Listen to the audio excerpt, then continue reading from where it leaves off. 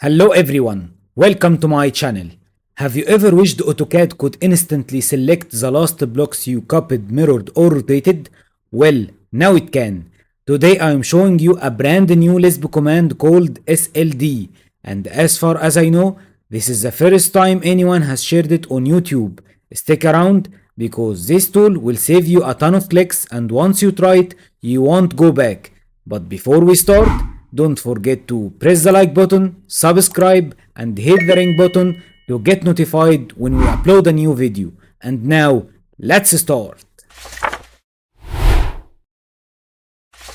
Let's say we got dynamic blocks in our drawing.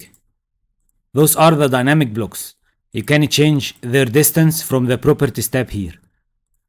Okay, and now we need to, if you want to copy those blocks, and then you don't want to reselect again the blocks. You just want a command like previous in AutoCAD to select the last copied dynamic blocks.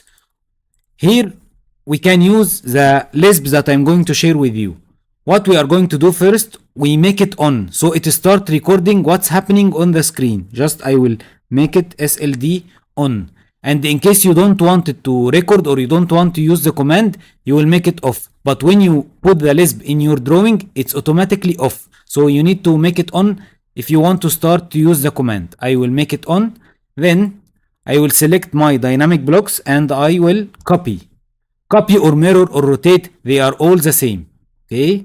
And I am copying now. Now I need to select those dynamic blocks. I can write SLD in the command line, or I will use it here from my Lisp tab, and I will select SLD, and as you can see, the last copied dynamic blocks are selected. I am glad that you reached this part of the video. Now, if you need to know how to upload Lisp file in AutoCAD, I will leave a link for a video in my channel showing you how to upload Lisp file on AutoCAD. And as well, I will leave the Lisp file that I used in this video in the description below. Now, if you like the video, don't forget to press the like button and subscribe to my channel. And if you didn't like the video, write in the comment section what you didn't like it so we can adjust it in the upcoming videos. Thank you.